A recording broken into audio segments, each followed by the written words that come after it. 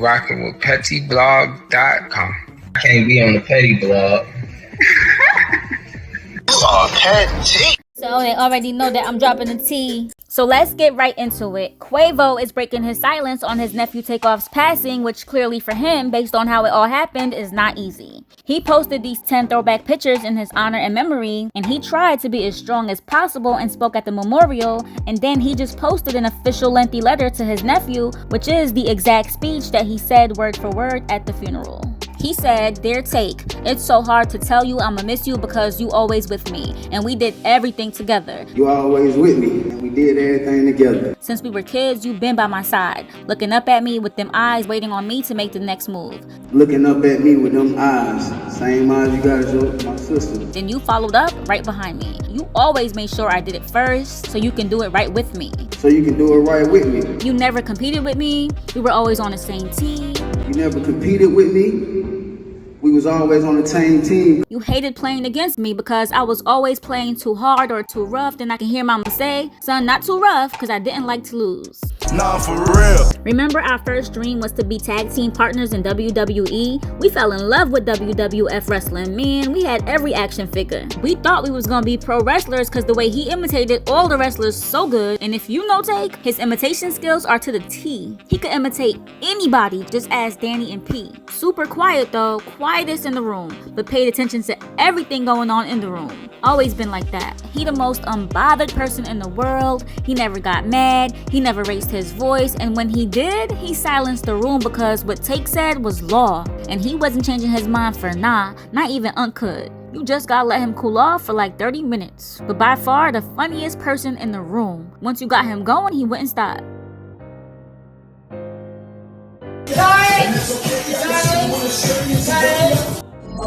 Who did it? DJ Tate. Boy, I don't like roller coaster heights, none of that. No. Hey, chill, boy. Who told you to say something about that? Go swim at Lake Lanier. I'm not even a crazy type. You don't want to play it safe. Yeah, I got to play it safe. And last but not least, he took time with everything. We called it the takeoff time. Whenever we would be running late to the shows, he would always say, "God will get us there on time." Some shows God did, some shows we were late. Point is, he trusted God though. Throughout this whole time, he had a real passion for music. It was his dream to become a rapper because I didn't know what I wanted to do. I tried everything, all the sports. After every game, I would come home and he would just sit there playing the game with the controller in his hand, looking and look at my face, and he could tell we lost another game. So sports wasn't his thing because he saw me lose all the time. This is how I knew he was gonna be a rapper. Growing up, he knew every song off the Hot Boys album, every lyric word for word, and he was cursing up a storm.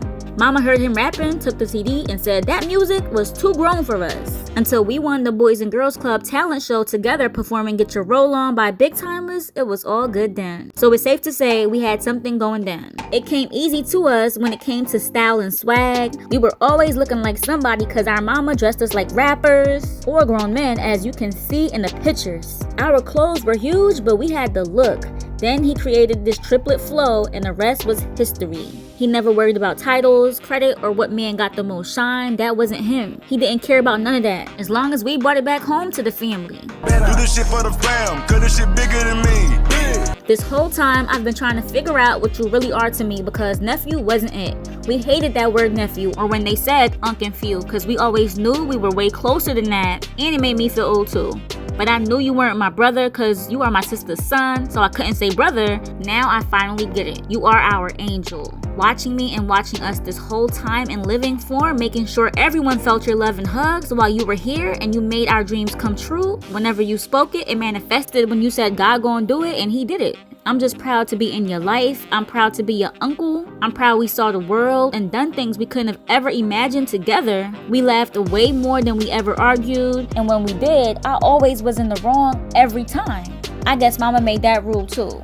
I'm proud to say I've seen your blessings. I've seen you bless me. You blessed mama. You blessed Shara. You blessed Street, Heaven, and Zeke. You will continue to send your blessings down from heaven, and I will continue to keep your name alive as long as I live. It's always my responsibility to look after my nephews and nieces. I will do that before we make moves or any decisions. We gon' always say what would Take think. Always been, ain't nothing gonna change. Me and you knew we gonna always be with each other for life. And just like now, we gonna see each other again. I love you with all my heart. I'll never leave you. I guess God just ain't need my help. So can you ask him for me what I gotta do to be with you again? In a place where there's no pain, no demons, no jealousy, no envy, no greed? Whatever we gotta do, God, to be at that place of paradise, send us the tools now, cause we wanna be with Take. Love you, nephew. Wow, that was so deep. At this time, we're going to continue to send Quavo our thoughts and prayers. We know that he's going through it. Once again, rest in peace, Takeoff.